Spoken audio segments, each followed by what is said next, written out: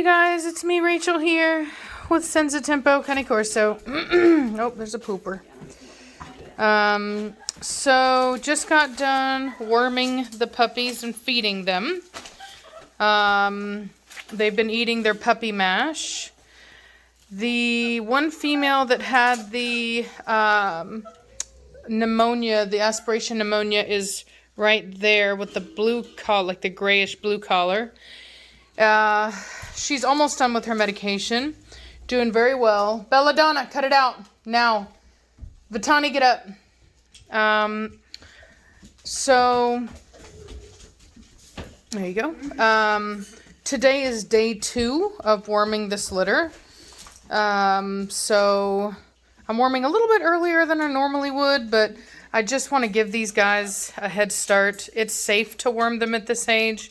In fact, many people actually worm earlier than this, and I did do a different kind of wormer earlier on, but this is my normal safeguard wormer, which is why you'll notice that some of them have white on their face, around their mouth, and even like right here on the body a bit.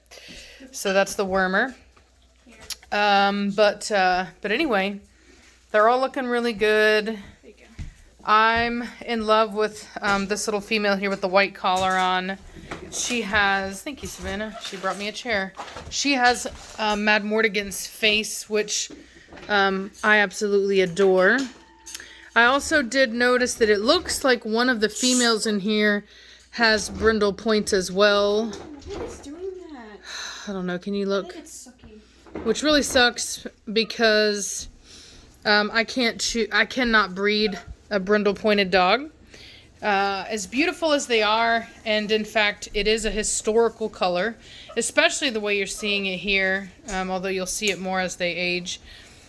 The brindle pointing is historical. It's not the same thing as like the Rottweiler markings that you'll see in some of the dogs and other lines.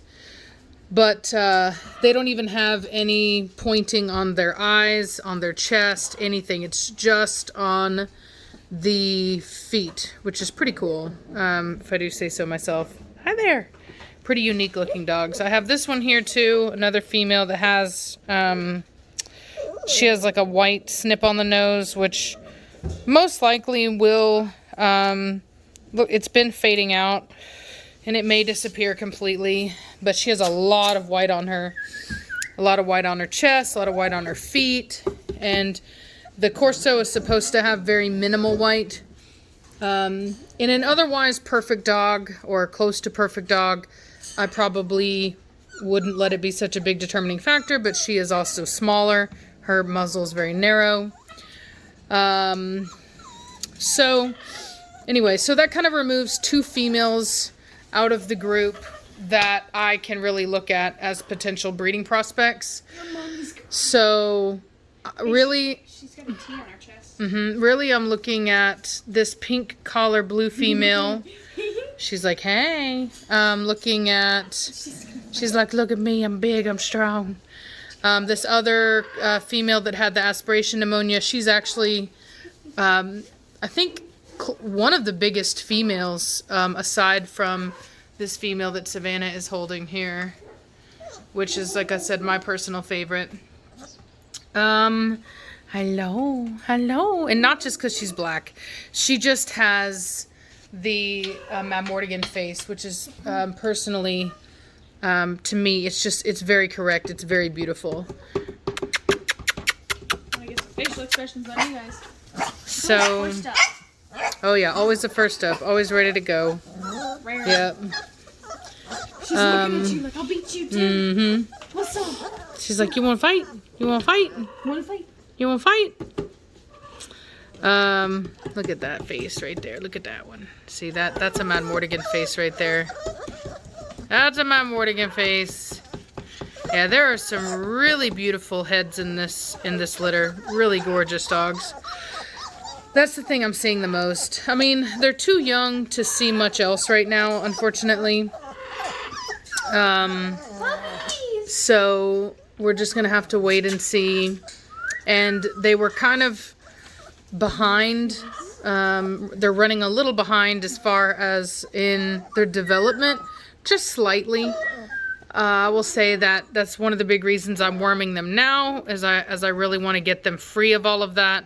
That way they can really, you know, have as little hindrance as possible for them. So they get fed a lot. They're eating a super high quality. Hello, sugar. Hello. Hello. Hello. So they're eating a super... Can you get onto him, please? Man, Morgan, be quiet. I don't know why he's out there barking like that. Very emotional scenarios.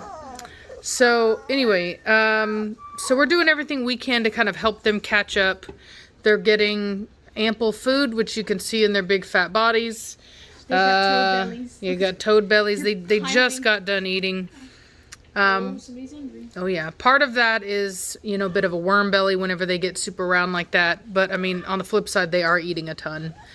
Their mother has been removed. She is, unfortunately, because we're worming them, it's better that she not have any more access to them, because the mammillary glands, which is where the milk comes from, can still harbor worms. Not the active worms, but that's how they get infected. So I believe the way it'd work would be larvae. So for us, it's better that because we want them to make a full bounce back and really kind of have as little keeping them back as possible, it's much better for us that and them that they not have access to her at this time.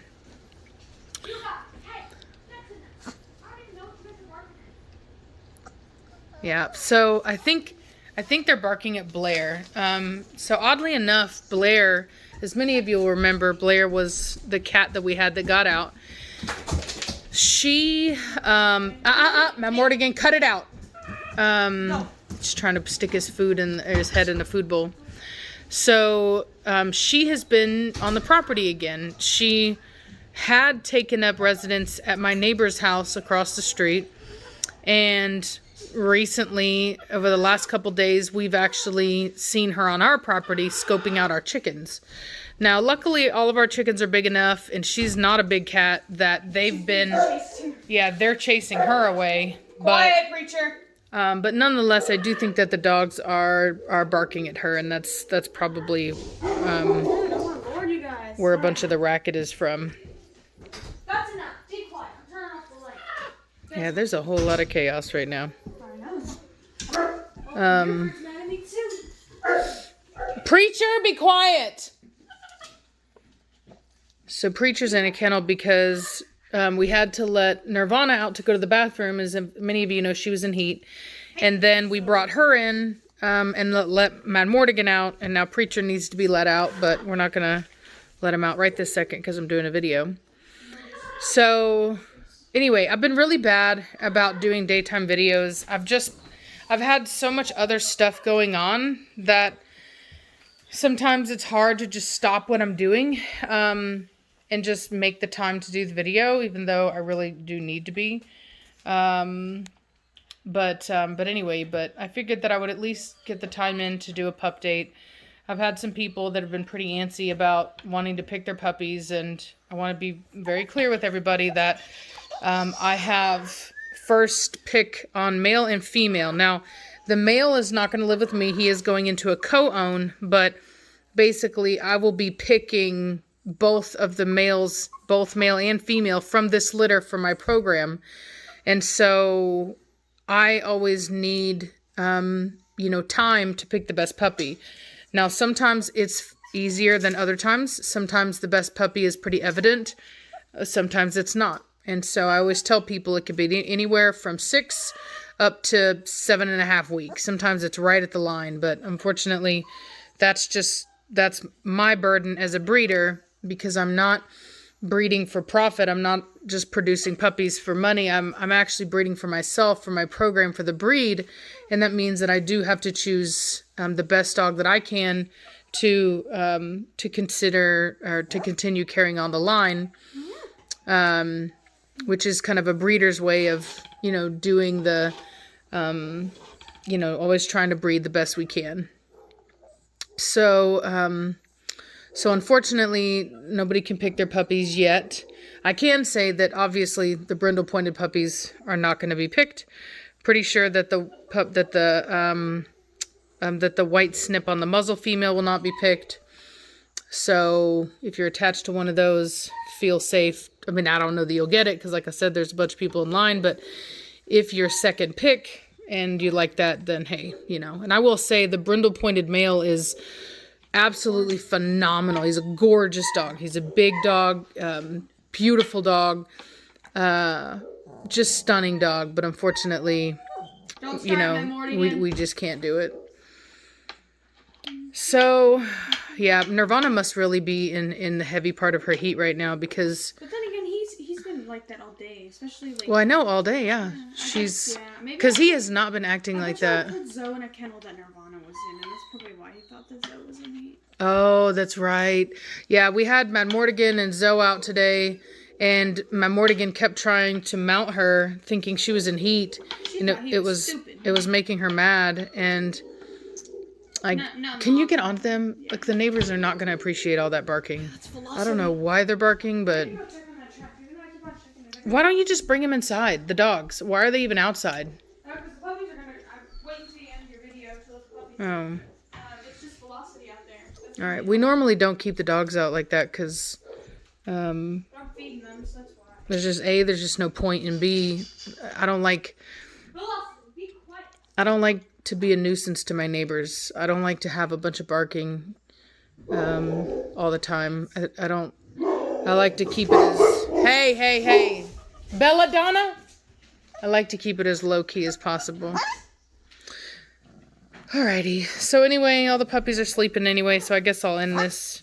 But I hope you guys are having a good day.